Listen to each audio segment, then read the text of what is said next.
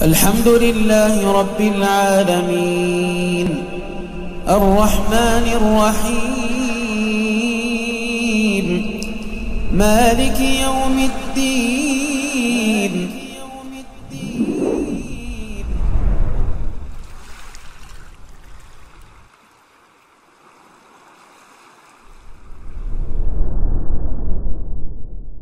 Bismillahirrahmanirrahim. Alhamdulillahi rabbil alamin, wassalatu wassalamu ala sayyidil mursalin wa ala alihi wa sahbihi wa man tabi'ahum bi ihsanin ila yaumiddin. Allahumma 'allimna ma yanfa'una wanfa'na bima 'allamtana innaka antal alimul hakim. Subhanaka la 'ilma lana illa ma 'allamtana innaka antal alimul hakim. Allahumma inna na'udzubika min 'ilmin la yanfa' wa min qalbin la yakhsha wa min nafsin la tashba' wa min da'watin la yustajabu laha. Allahumma inna nas'aluka 'ilman nafi'a wa rizqan thayyiban wa 'amalan mutaqabbala. Kita lanjut kajian kitab fikih kuliner. Kita akan masuk ke pembahasan pembahasan tentang binatang jinak. Halal haram hewan jinak.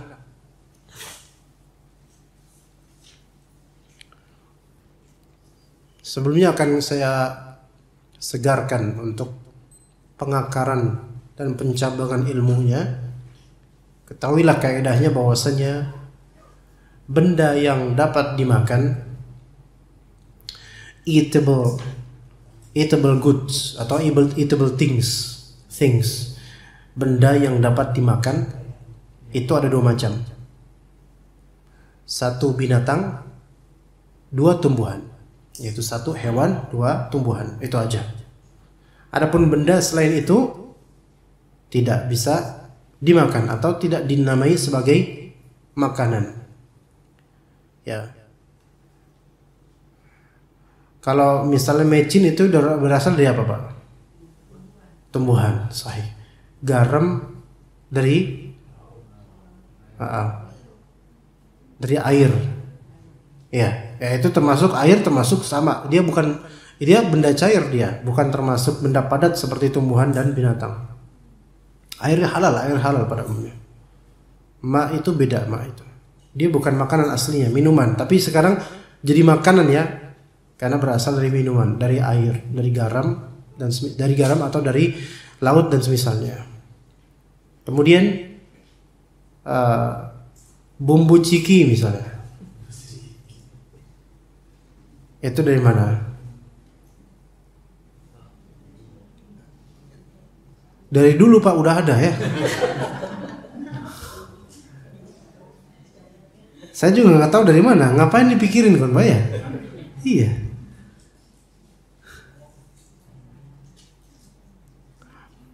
Isi baterai dari mana?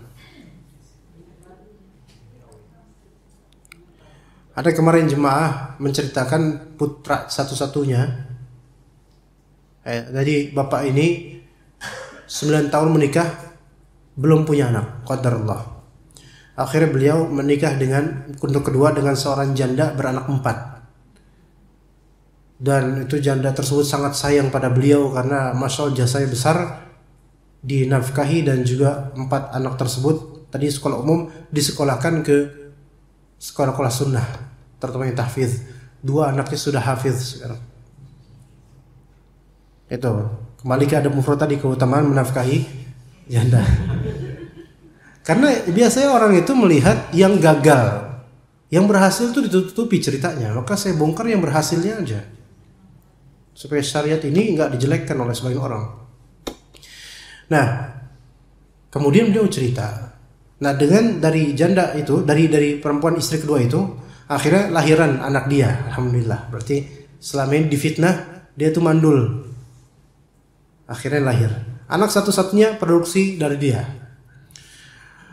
Qadarullah di usia kecilnya biasa kan diberikan mentos oleh kakak tirinya. Mentos. Ya. Mentos, permen mentos. Ya. Makan itu. Usia berapa tahun? 3 atau 4 tahun. Kemudian ibunya itu beli kamper suatu saat, dikira mentos, berceceran untuk kamper, ya dimakan sampai 3 biji dan mulutnya bau kamper. Itu gimana Pak? Seorang bapak mendapatkan kayak gitu, ini anak satu-satunya udah nunggu 9 tahun lebih, terus makan kamper lagi. Dilarikan, ini harus operasi, harus dibedah. Duit dari mana Pak? Ya. Dan zaman itu mungkin nggak pakai BPJS kali, ya. Berapa itu jadinya? Bingung kan? Akhirnya temannya bilang, gini aja, beli di apotik, namanya apa? Lupa, penawar racun. Dia berasal dari serbuk isi baterai. Apa Pak namanya Pak? Itu istilah ilmiahnya kali ya. Istilah syar'inya wallahu a'lam. Jadi itu bubuk, ya, dah makan itu, dimakan beneran. Alhamdulillah. Jadi emang itu tuh racun. Tetapi ibarat sayap lalat, dia bisa menawar racun yang ada di tubuh. Gitu Pak. Iya, Masya Allah. Anda baru tahu dari beliau tuh. Emang kemudian pupnya kemudian hitam dan seterusnya. Tapi habis itu alhamdulillah normal. Alhamdulillah Allah selamatkan itu. Coba kalau dibedah itu berapa biayanya? Kami ini beli bubuk baterai doang. Masya Allah. Ya. Jadi ibu-ibu kalau misalnya punya suami keracunan sama janda orang, itu penawarnya itu. Iya. Iya, isi baterai itu. Lumayan di buburnya, serbuknya dibumbuin aja tuh, ya. Iya, insya Allah menawar racun. Cepat menuju akhirat itu insya Allah. Kemudian, apakah isi baterai itu makanan? Bukan. Baik, saya nggak tahu apakah itu dari binatang atau tumbuhan, tapi sebenarnya bukan. Itu zat yang lain. Tapi umumnya makanan dari 2 macam, binatang, hewan, atau tumbuhan. Kemudian kita sekarang akan mulai dari makanan hewani terlebih dahulu.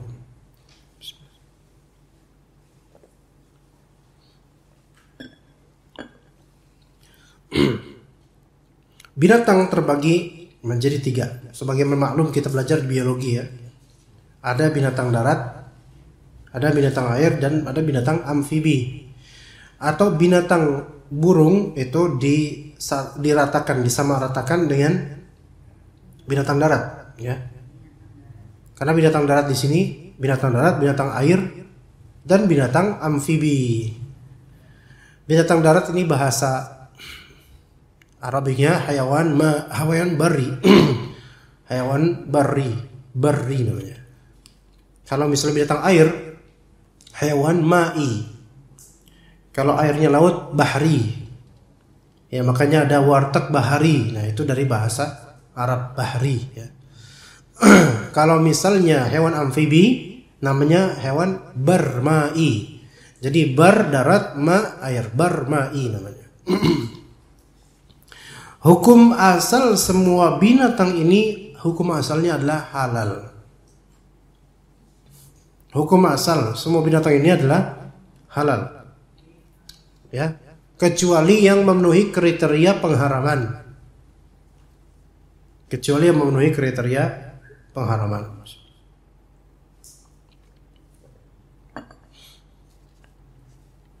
Jadi ada binatang binatang darat, air, dan amfibi.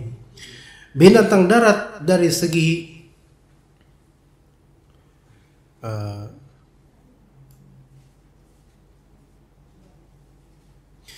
binatang darat kalau dibagi dari segi lingkungan terbagi menjadi 2, atau dari segi penciptaan terbagi menjadi 2, yaitu yang berjalan di darat dan yang terbang di udara.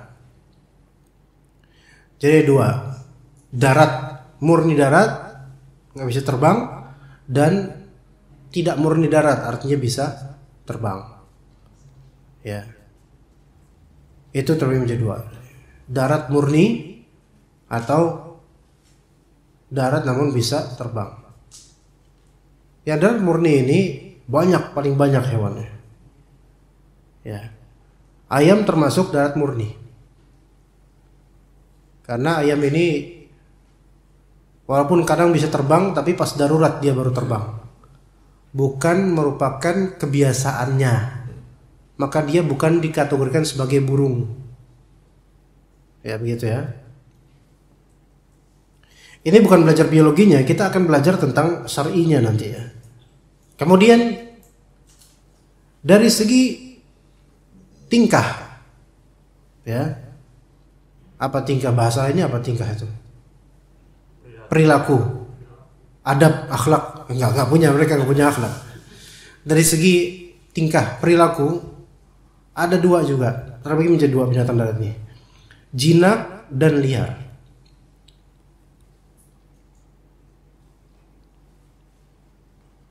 Jinak dan liar.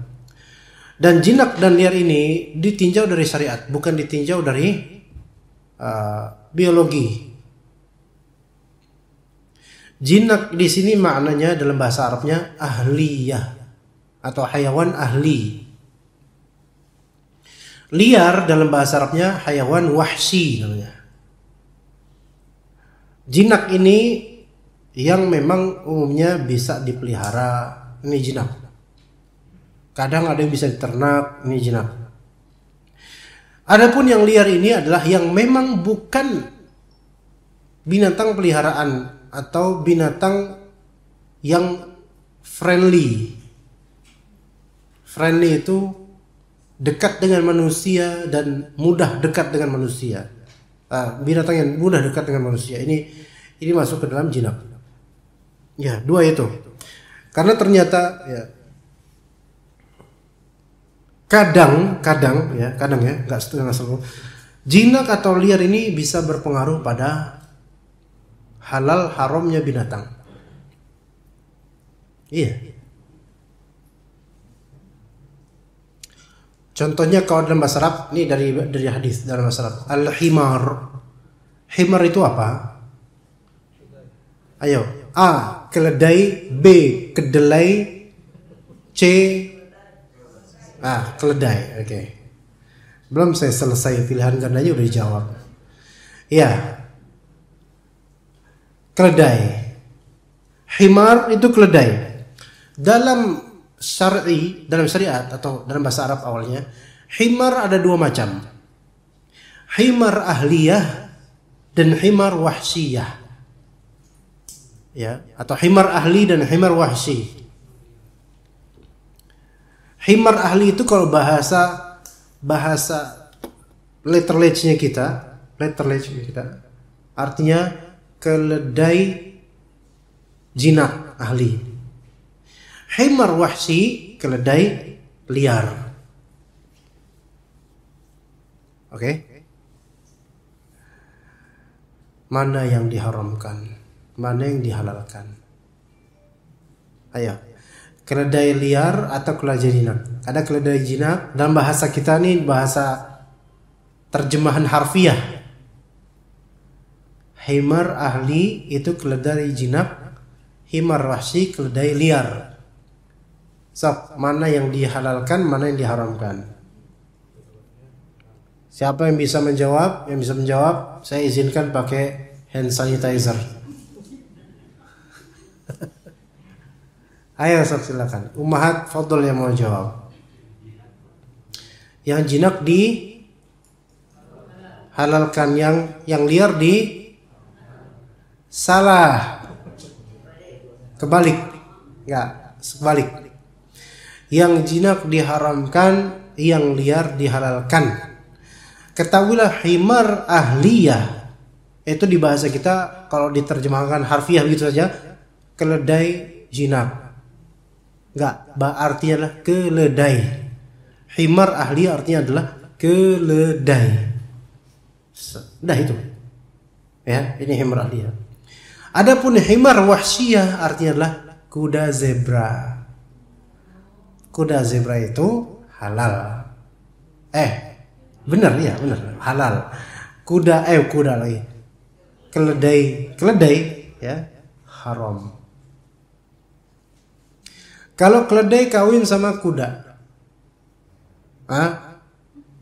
apa lahirnya apa? Bagel atau bigol ya. Itu juga haram. Gitu, haram. Ya.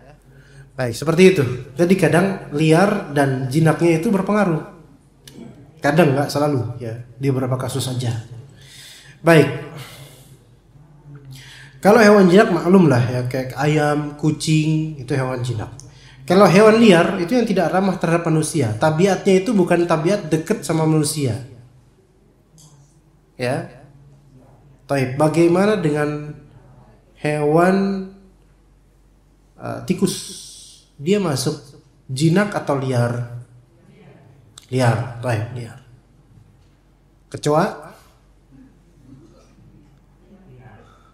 Liar. Kutu rambut. Nah,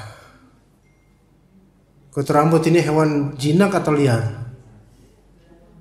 Apa hukum ngegado kutu rambut? Iya. Kayak mak dulu banget, zaman dulu banget nyari kutu anaknya dimakan kutunya. Itu sampai kapan kenyangnya? Iya. Ya. Allah alam, makan kutu rambut apa hukumnya nggak tahu juga itu. Belum tentu kutu itu isi darah. Mungkin ada yang belum makan darah. Kan bisa kelihatan yang ada darahnya sama yang enggak. Ya, nah, ya udahlah, kita nggak punya kutu rambut, alhamdulillah. Itu bagi yang punya kutu rambut silahkan tanya ke saya nanti apa hukumnya. Taib, apakah kutu rambut jinak atau liar? Wallahu alam, jinak atau liar terserah dah ya. Nggak berpengaruh juga terhadap makanan kita insyaallah. Nah, kita mulai dari binatang jinak ya, binatang jinak. Binatang jinak itu ada yang dihalalkan, ada yang diharamkan. Binatang jinak ada yang dihalalkan, ada yang diharamkan. Kita mulai dari yang dihalalkan terlebih dahulu.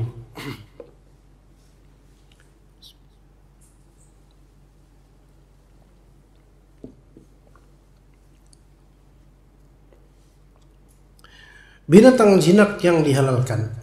Pertama, binatang ternak. Ya, binatang ternak.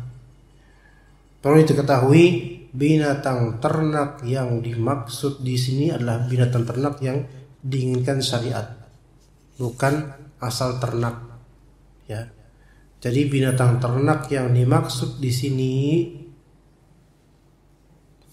adalah harta berupa binatang yang dipelihara dan diizinkan oleh syariat. Iya.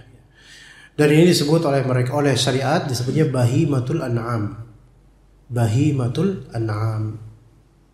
Bahimah al-an'am. Bahimah itu makhluk atau binatang yang tidak bisa bicara. Ya, binatang yang tidak, dan memang binatang maksudnya tidak bisa bicara seperti manusia ya. Bahimah. Kemudian an'am, ternak. Binatang ternak yang memang tidak mampu berbicara seperti manusia. Ini meliputi apa? Meliputi onta, sapi, domba, dan kambing. Meliputi apa? Onta dengan segala macamnya, sapi dengan segala macamnya, termasuk kerbau ya. Bahkan sebagian ulama memasukkannya juga banteng. Ya, walaupun banteng itu tidak jinak.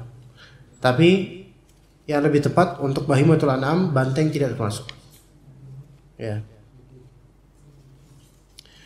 Taib, kemudian apalagi? Tadi domba, syat ya, dan kambing. Nah, itu binatang ternak yang dihalalkan. Tapi apakah hanya sebatas itu binatang ternak yang dihalalkan? Kalau dalam Al-Quran yang dimaksud binatang ternak yaitu onta, sapi, kambing, domba. Tetapi untuk usaha dibebaskan. Karena bahimatul an'am di sini yang dimaksud dalam Al-Quran itu yang bisa dikurbankan. Apa hukum korban banteng? Jangan. Ya. Tapi kalau partainya nggak apa-apa, dikorbankan aja. Nah, di sini onta, sapi, domba, kambing saja korban. Kalau misalnya lainnya kayak misal ayam, bagaimana apa hukum berkorban dengan ayam? Hukum berkorban dengan ayam. Yang antum korbankan apa? Sapi. Gimana? Artinya nyembelih sapi, di sampingnya ada ayam, berkorban dengan ayam. Apa hukum mengorbankan ayam untuk hewan kurban? Tidak bisa, tidak sah. Hukumnya hanya sedekah. Karena dia bukan termasuk bahimatul an'am. Tapi ayam termasuk yang boleh dipelihara dan diternak untuk kebaikan manusia atau bisnis boleh. Ya boleh. Nah, banyak binatang-binatang yang boleh diternakkan, yaitu binatang-binatang selama itu halal. Boleh diternakan. Apalagi Pak, contoh selain ayam Pak, bebek ya. Binatang darat bukan air halal semua. Kuda, nanti kuda akan kita bahas insyaallah. Kelinci, kalkun, masya Allah. Apalagi Pak? Orang hutan boleh ya? Orang hutan diharamkan. Ya, oleh para ulama. Ada yang menghalalkannya, tapi yang lebih tepat haram. Kenapa? Karena dia dianggap binatang yang menjijikan, khabith. Ya, buktinya apa Pak? Di antara buktinya antum disamain sama dia, mau nggak? Padahal kan sama, tapi nggak mau. Jijik berarti ini. Dianggap binatang khabith, menjijikan. Ya, orang hutan, monyet, gorila, babon dan semisalnya. Ya. Apalagi Pak yang diternak Pak?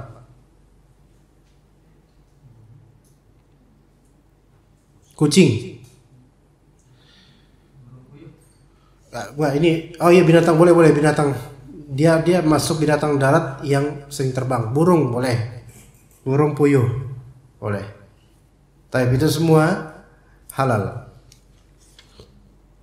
Sebagaimana di beberapa ayat termasuk di surat Al-An'am, An-Nahl dan lainnya, bahwasanya Al-An'am itu diperbolehkan.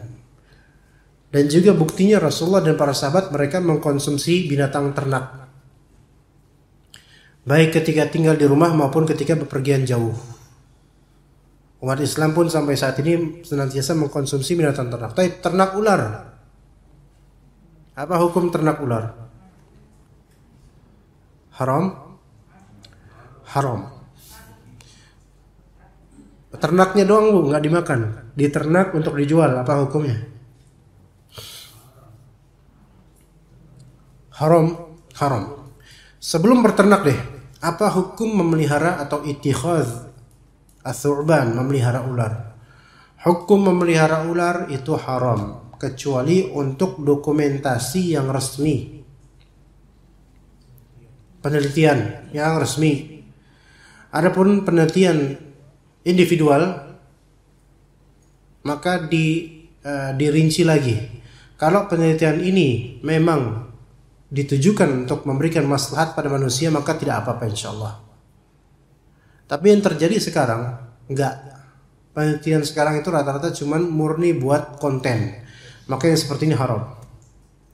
Memelihara ular haram.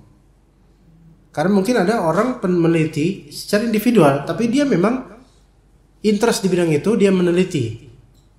Ya, mungkin supaya bisa menemukan serum anti bisa dan seterusnya, mungkin. Ya. Ya mungkin itu diperbolehkan, tapi kembali ke asal hukumnya haram. Tapi yang saya pelihara ular kadut misalnya, tetap haram. Tetap haram walaupun ular kadut, ya. Al-muhim ular ya. Bagaimana kalau dengan ular laut? Udah nggak usah nanya, antum ahsan mengaji aja ya. Lagi pula ngapain melihara ular laut, karena sekali catek itu mati langsung itu orang. Iya. Taib. Jadi ular haram, bukan halal. Walaupun ada beberapa macam ular yang sangat jinak. Ada beberapa macam kecil dan dia nggak bakal nyerang. Ada ular yang tidak akan nyerang. Ya, kadang-kadang ada ular yang dia asli tabiatnya menyerang, tapi mungkin ada alasan lain dia nggak mau nyerang, dia pasrah aja, mungkin kecapean kali. Ada di antara ular namanya ular cecak namanya, ular cecak pak, mungkin di rumah antum ada, bukan cecak tapi ular cecak, dia suka makan cicak, digenteng-genteng biasanya, warnanya total putih, warnanya warna coklat tua sekali, total putih banyak. Itu kadang kalau kegap sama manusia, kadang dia memang membentuk huruf S, tapi kadang-kadang enggak, kadang-kadang pasrah aja.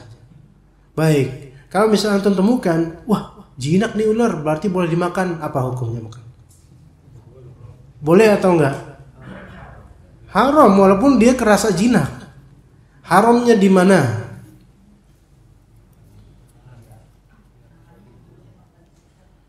Enggak, makanya bukan masalah makannya cicak pak, bukan bu ya, karena ayam kampung pun ada cicak dimakan juga tuh cicak, bukan masalah itu. Apa? Ya apa itu perintahnya? Dibunuh. Baik, ahsan ta. Oke. Ada 3 alasan. Pertama, karena Rasulullah SAW memerintahkan untuk membunuhnya. Yang mana itu menjadikan binatang tersebut, syarat kedua sifat kedua, yaitu binatang tersebut khabith, menjijikan atau fasik. Yang ketiga, binatang ini si ular ini memangsa dengan giginya. Taring ular ada 2 macam. Ya. Taring ular ada 2 macam. Maksudnya di sini gigi ular itu banyak modelnya. Apalagi ular sanca, giginya banyak, ada puluhan. Tajam semua. Taring ular itu ada 2 macam. Ada taring depan, ada taring belakang. Taring depan itu biasanya ular-ular jenis Elapidae, kayak kobra, welang, weling, dan seterusnya. Kalau taring belakang, taring depan juga ada yang dari jenis Viperidae, yaitu yang bisa folding, taringnya itu bisa. Kalau dia mingkem, taringnya tuh ngelipat. Kalau dia nganga, taringnya kebuka. Nah itu ular kerincing, ular rattlesnake, dan ular-ular misalnya yang kepalanya segitiga. Ini taring berbisa. Nah, ada taring yang belakang. Ini beberapa ular Colubridae. Jadi taringnya belakang, Pak. Paling ujung belakang tuh taring bisanya di situ.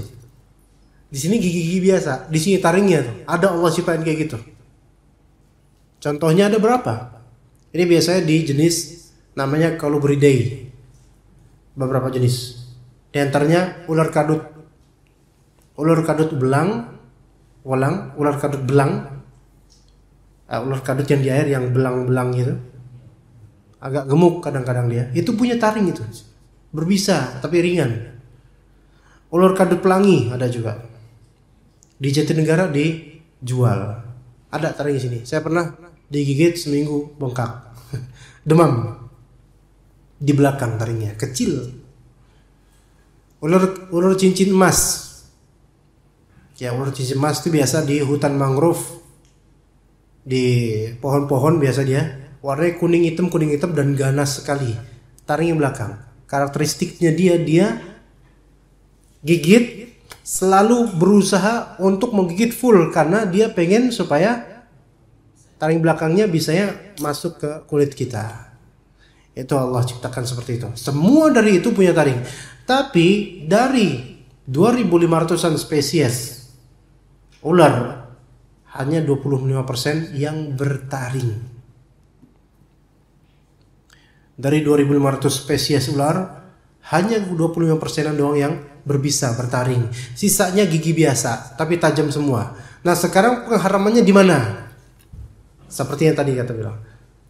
Karena Nabi SAW memberikan membunuhnya, dan kedua karena dia termasuk binatang fasik atau khabith. Maka walaupun antum tidak melihat taringnya, tetap dia haram. Begitu. Jadi jangan beralasan. Nanti kan ada orang-orang tuh beralasan makan ular karena alasan kan dia kan nggak punya taring, dia bukan hewan berbisa. Tapi dalam Islam ini hewan fasik, dan kita dilarang mengkonsumsi hewan-hewan yang dihukumi Islam fasik dan khabith. Khabith itu menjijikan. Ini pahami baik-baik, Pak. Karena sekarang itu banyak orang-orang tokoh-tokoh yang mana menghalalkan apapun dan merasa tuh nggak ada salahnya dengan makan ini makan itu. Maka kita kan ini haram dimakan. Ya, kalau misalnya ketemu kita bilang ini binatang khabith. Rasulullah memerintahkan untuk membunuhnya. Kemudian mereka mungkin Anda akan beralasan, Rasulullah itu membunuhnya supaya dia mati, supaya kita makan. Kita bilang ke dia, antum itu mentakwil atau ngarang sendiri itu menurut antum. Enggak. Buktinya Rasulullah SAW tidak pernah memakan ular. Tidak pernah. Ya, tidak pernah memakan ular. Oke, sampai sini paham ya. Berarti walaupun ular itu jinak misalnya tidak bisa dihalalkan. Walaupun tidak bertaring, jinak, friendly dan dekat sama kita. Enggak, tetap haram, ya. 2, kuda. Tadi setelah binatang ternak, yang kedua kuda. Atau bahasa Arabnya khail atau hisan. Khail atau hisan.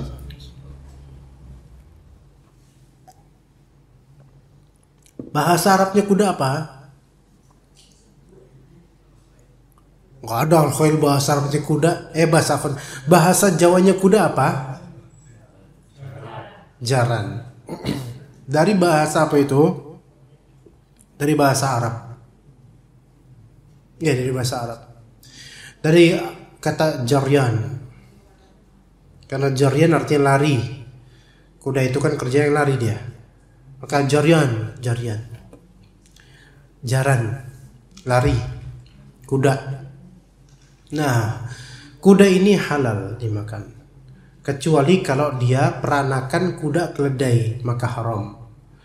Dan kuda ini diperbolehkan untuk diternak, dikonsumsi, dimanfaatkan, tidak najis. Tidak masalah. Ya, tidak najis, tidak masalah. Begitu pula ketika kita halalkan kuda ini, maka segala komponen dari binatang ini halal. Dan ternyata susu kuda. Tapi ini susu kuda liar, Ustaz, bukan susu kuda jinak. Itu namanya doang. Al-muhim halal. Kuda halal. Iya, kuda halal, susunya juga. Nah, Rasulullah SAW pernah menyatakan bahwasanya haram bagi kalian keledai jinak dan bighal jinak, ya. Keledai jinak yaitu keledai haram. Bighal peranakan keledai kuda juga haram, baik ibunya ataupun bapaknya. Ya, baik ibunya atau bapaknya. Asma binti Abi Bakar mengatakan bahwasanya kami mengkonsumsi daging kuda di masa Nabi SAW. Dalam riwayat lain, kami menyembelih seekor kuda di masa Rasulullah SAW, lalu kami makan. Dan kata Jabir bin Abdullah, pada perang Khaybar Rasulullah melarang kami mengkonsumsi keledai jinak, tetapi mengizinkan kami mengkonsumsi daging kuda. Dan itu asar para sahabat banyak lagi tentang hal ini, masalah-masalah berkaitan dengan kuda. Dan hukum semua kuda ini sama. Ya, hukum semua kuda yaitu apapun namanya itu sama. Dari daerah manapun sama hukumnya. Kalau bahasa kita zebra termasuk kuda, bukan termasuk himar. Tapi kalau dalam bahasa Arab zebra itu termasuk himar wahsi namanya. Bagaimana dengan binatang yang kedua sekarang? Binatang jinak yang diharamkan. Binatang jinak yang diharamkan. Yang pertama jelas yang tadi kita ulang-ulang, keledai. Keledai ini jinak. Keledai ini jinak.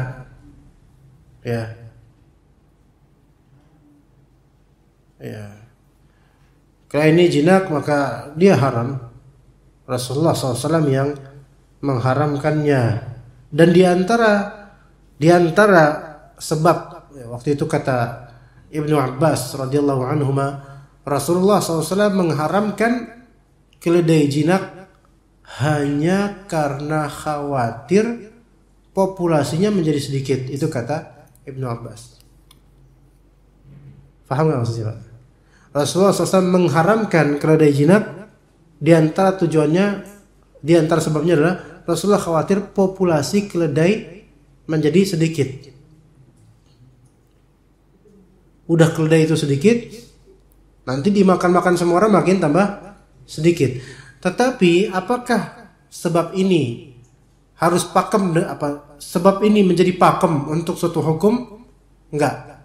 Walaupun populasinya banyak pun haram enggak? Haram. Karena ditegaskan oleh Rasulullah SAW dalam hadis-hadis lainnya akan keharamannya. Jadi itu diantara sebab saja, yang mana itu tidak mengganggu hukum, ya insyaallah.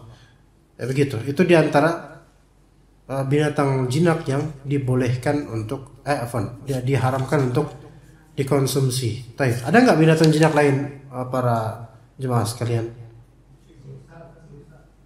Nanti dulu. Rusa boleh Pak. Di sini yang kedua, hasil persilangan antara binatang yang boleh dimakan dengan yang tidak boleh dimakan. Persilangan binatang halal, binatang haram, gitu aja singkatnya. Hasil persilangannya haram. Apapun itu. Ya. Contohnya bighal yang salah satu induknya dari keledai, haram. Dia bentuknya dibilang kuda, enggak full dibilang keledai, kayak kuda. Maka ini apa? Bighal namanya. Haram. Bagaimana kalau misalnya ada seekor kambing kawin dengan anjing? Ya gimana tuh? Hah? Haram.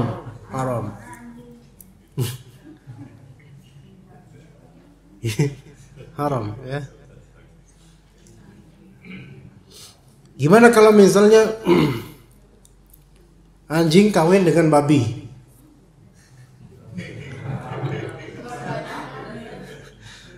Jadinya apa? Anjir jadinya. Anjing dan khinzir. Sebenarnya kalau lafal anjir, anjrit, dan seterusnya itu semua kan penghalusan terhadap lafal anjing itu. Walaupun di bahasa Sunda biasa, terutama di Banten, jir gitu biasa. Tapi itu tetap nggak boleh dijadikan sebagai sisipan dalam kata, nggak boleh.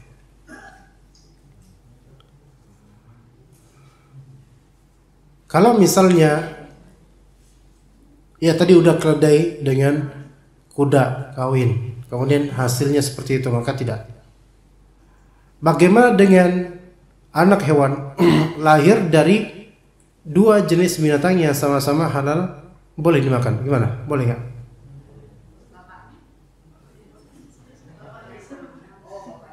Bapaknya halal, ibunya halal. Kenapa Pak? Tapi binatang pakai bapaknya gitu ya? Bapak induk ya, induk sama bapak apa? Jantan dan betinanya. Dua-duanya sama-sama binatang halal. Coba kambing sama domba atau Kambing sama apa ya?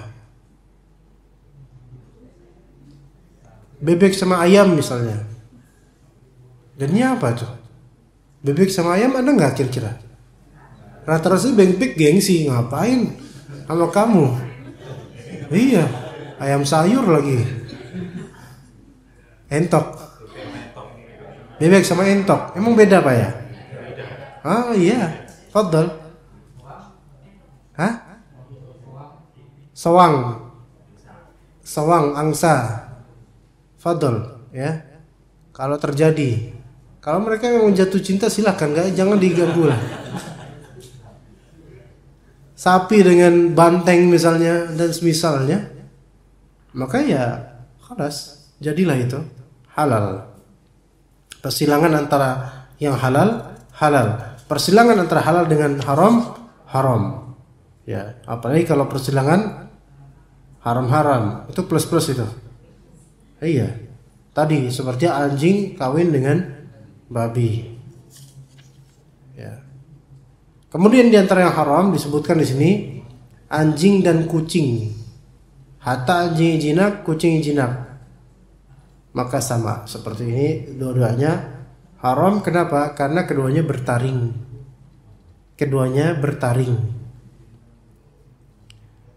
Ya.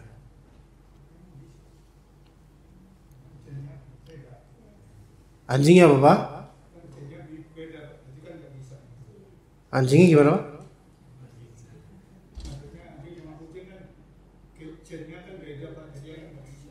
Enggak, ini bukan masalah kawin ya, bukan. Anjing haram, kucing haram, gitu maksud saya. Bukan anjing kawin sama kucing, itu musuh, nggak bisa itu. Di Tom sama Spike itu nggak bisa ya, Tom sama Spike. Taib. Termasuk juga yang liar, binatang kecil yang khabith. Seperti tikus. Saya udah pernah menyebutkan ya, kalau misalnya binatang seperti apa itu yang kemarin seperti tikus, hamster. Ya. Sebagian ulama membolehkan makan hamster. Ya. Dia tidak disamakan dengan tikus karena dia tidak ada sisi pengharaman terhadap hamster kata sebagian ulama. Jadi boleh dimakan. Tapi saya tidak makan, ya, antum aja. Tapi bagaimana dengan binatang yang dibilang namanya agak rancu mungkin, tapi orang menyebutnya seperti itu? Burung ayam-ayaman misalnya, atau burung apa yang biasa dibilang burung enggak, dibilang ayam enggak juga. Biasa di rawa-rawa. Enggak, bukan belibis. Hah? Halal kan? Asal halal. Pokoknya kalau binatang ini kita nggak tahu sebab pengharamannya, maka hukum asalnya halal. Apalagi kalau dalam waktu darurat ya. Halal. Belut listrik. Iya. Kenapa? Halal. Listriknya juga fadl, kalau antum sekalian mau default gitu, fadl. Misal kalau antum tidak tahu bekicot hukumnya apa, ya, dan ternyata di halaman rumah antum ada kumpulan bekicot sedang berkumpul mereka, dan antum lapar, ya udah makan aja, karena hukum asalnya binatang ini halal dan antum tidak tahu sebab pengharamannya apa. Tapi ini binatang yang khabith. Berliur. Ingat, dikatakan di kitab ini dan juga di kitab lain, sisi kekhabisan atau menjijikannya suatu binatang itu kalau dilihat itu relatif. Bagi orang Arab kadang nggak jijik, bagi kita kadang jijik. Bagi orang ini jijik. Tapi kok jijik itu kadang-kadang relatif, kadang-kadang ya. Ada yang jijik yang disepakati sesuai syariat, seperti itu jijik yaitu anjing, ular, karena itu disebutkan oleh Nabi SAW. Tapi disebutkan oleh Nabi bekicot. Anda nggak tahu, kayak nggak ada. Makanya diperselisihkan ulama hukumnya apa ya bekicot ini. Iya. Lah bekicotnya sendiri juga nggak tahu hakikat dirinya. Iya. Coba, dia binatang yang berdarah nggak? Tidak. Berarti nggak sama dengan binatang-binatang kayak cicak, kayak kambing, kayak binatang kayak kucing, kayak tikus. Tikus berdarah, kucing berdarah. Bekicot nggak, berlendir saja. Menjijikan karena lendir itu. Bukankah juga belut juga berlendir? Berlendir. Ya, dan binatang-binatang yang berlendir itu yang anti garam itu. Kalau ular nggak bakal anti garam. Nggak ada ular anti garam, itu khurafat. Ular mengingkari hal itu. Kami tidak seperti itu. We are not what you think, kata ular. Enggak seperti yang kalian pikirkan. Jadi kalau misalnya kemah taruh garam supaya ini, ya mungkin kalau binatang berlendir seperti bekicot atau sebagian jenis kelabang atau apa tadi yang kita sebutkan tadi, belut atau apa, itu ya nggak bakal. Lintah mungkin nggak bakal tuh. Tapi kalau ular istiqomah dia datang. Apa ini putih-putih nempel? Dikira gue takut apa? Dia nggak berlendir, hanya bersisik. Dan di sisiknya itu lembut. Nah, karena saya itu udah banyak dulu ngumpulin ular, jadi saya tahu tentang dunia perularan. Ya. Tapi kalau misalnya berlendir itu sebagai barometer menjijikan, maka belut haram dong. Belut halal.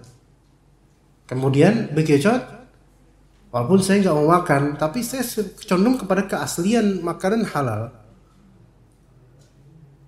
Iya. Oke, sebagian ada yang mengatakan ada racunnya. Makanya disebut, bukan, keong racun tuh lain.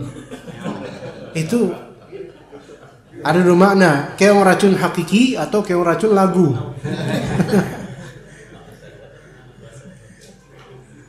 Ada lagi itu. Tapi bekicot ini, wallahu alam, ada satenya dijual di beberapa tempat, katanya enak rasanya. Mungkin kalau bagi yang makan yang mungkin membayangkan bekicot, bayangkan aja Gary di SpongeBob, udah itu aja. Insya Allah nggak jijik. Ya, tapi saya nggak makan itu karena hati nggak suka. Boleh kita menghindari atau tidak memakan makanan yang asalnya halal, tapi kita tuh tabiat kita nggak suka dengannya, itu boleh. Tapi bukan dalam rangka mengharamkan diri, tapi nggak mau aja. Contoh, Khalid bin Walid dan beberapa saudaranya, ada bibi-bibinya mendatangkan binatang dob dari daerahnya. Dob, ya kan Khalid bin Walid kan orang Makhzum, Bani Makhzum. Bani Makhzum tuh biasa makan dob, binatang di padang pasir. Kadrun, ya. Dob itu kadrun, makan kadrun. Iya. Rasulullah SAW ngeliatin aja, ditawarin, disuguhin. Kami orang Quraisy nggak biasa makan ini. Mengharamkan nggak mengharamkan. Buktinya beliau diemin aja, Khalid bin Walid makan itu dengan lahapnya. Karena udah biasa. Tapi kalau beliau nggak biasa, ini menunjukkan bahwasanya kita diperbolehkan untuk tidak memakan atau mengkonsumsi daging yang kita tidak biasa memakannya atau ngerasa nggak suka. Iya. Walaupun mungkin bagi sebagian kaum itu sangat enak, nikmat, bermanfaat mungkin. Contoh misal saya Pak, saya nih, kalau disuguhin sama panitia, susu putih. Aduh, maaf nih, saya nggak minum susu putih, nggak bisa minum susu putih. Baik yang sasetan, yang bubukan, atau murni yang masih ada yang nempel di atas, saya nggak bisa tuh. Iya, martabak manis, kerasa yang ada susu putihnya. Anak tawakuf, anak berhenti ya. Nggak bisa. Boleh nggak kayak gitu? Boleh kalau memang tabiatnya itu tidak sesuai dengannya. Boleh Pak. Jadi jangan, wah Ustadz mengharamkan susu putih. Saya nggak ngaramin, Bambang. Saya bukan ngaramin. Ini karena saya nggak suka, ini nggak bisa saya. Iya, nggak boleh kayak gitu. Sebagian orang nggak suka jamu pahit, bukan karena mengharamkan, tapi memang nggak cocok dengan tabiat dia. Maka ini boleh. Jadi tidak semua tindakan preventif dari makan sesuatu itu berarti mengharamkannya. Tidak seperti itu. Tapi untuk kajian fikih kuliner kita cukup sampai sini. Insyaallah kita baca pertanyaan. Assalamualaikum. Waalaikumsalam warahmatullahi wabarakatuh. Bismillah.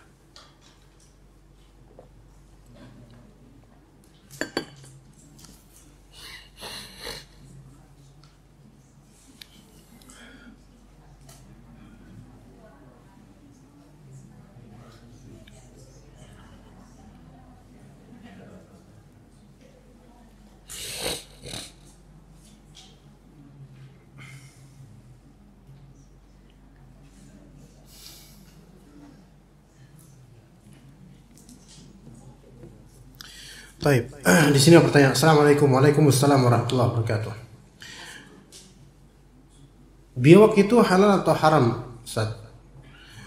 Yang lebih tepat, wallahu alam, ana pribadi lebih condong ke pendapat yang mengharamkan biawak atau komodo dan biawak. Beda ya, komodo biawak beda. Kenapa? Karena keduanya tergolong binatang buas. Itu satu. Kedua, kebuasannya itu terletak pada moncongnya. Ya, yang dia menggigit dengannya. Apakah biawak itu bertaring? Saya belum ngecek ya. Iya, karena nggak pernah ngangak dia. Saya ngeliat biawak berkali-kali tapi nggak pernah dia memperlihatkan isi mulutnya. Iya, jadi dia binatang buas yang tapi kata sebagian ada yang mengatakan itu bertaring, tapi saya belum pernah lihat bagaimana taringnya.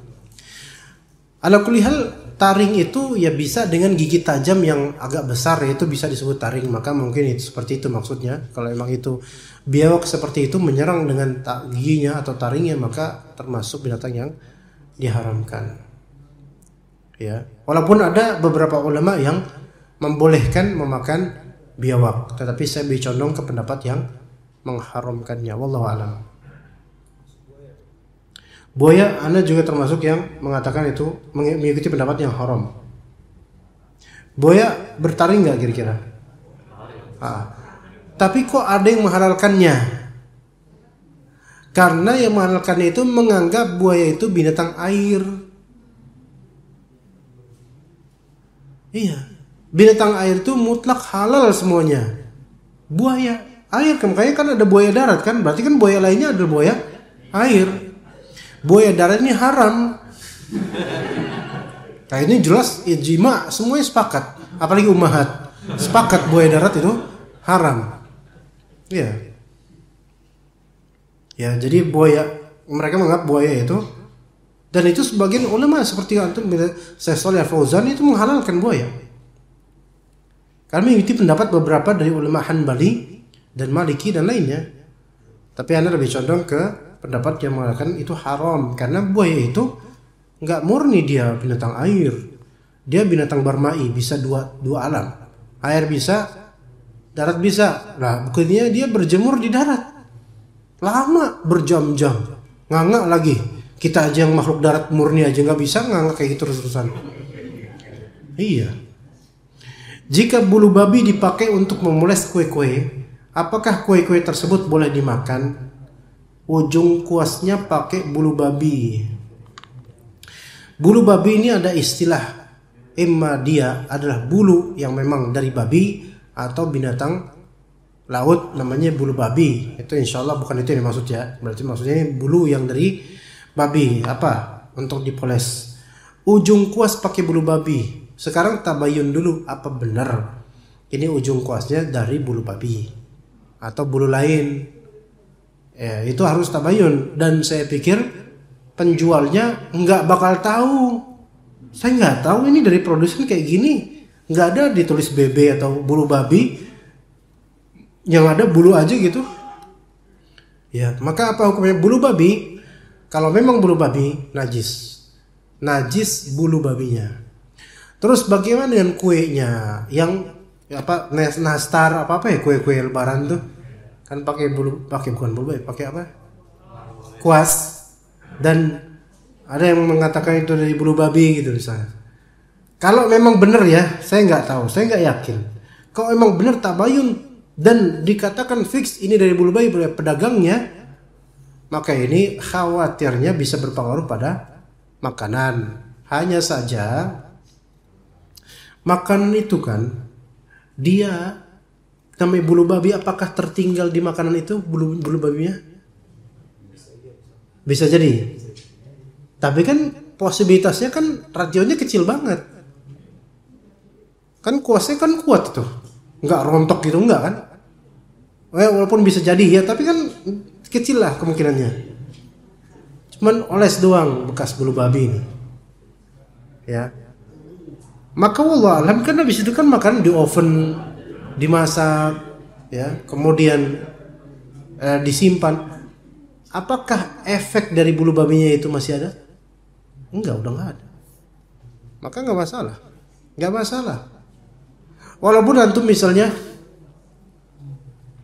karena bulu babi ini bukan komposisi kue ini, dia hanya untuk mengoles apa yang terang-terang itu kalau di kue-kue itu. Jadi kue atasnya jadi terang tuh gara-gara dioles sama mentega apa ya? Hah? Kuning telur ya? Itu. Jadi kan itu kan kuning telur, bukan bulu babi ininya, komposisinya itu loh. Kecuali kalau itu kuas, dipretelin tuh bulu babinya satu masukin biar lo makan tuh bulu babi lo. Nah ini baru haram. Itu pun kalau iya itu dari bulu babi ya. Nah, siapa tahu dari sapu ijuk kan bisa. Sapu ijuk dari apa itu? Ijuk. Nah ini nggak tahu dari bulu apa, nggak tahu. Tapi sekali lagi kita tidak perlu memeriksa ini dari bulu siapa atau bulu apa. Ya, begitu. Nggak perlu. Tanya ke pedagang, Pak, ini kuasnya dari bulu babi atau bulu genderuwo? Kalau bulu babi haram, kalau bulu genderuwo saya bisa kaya ini.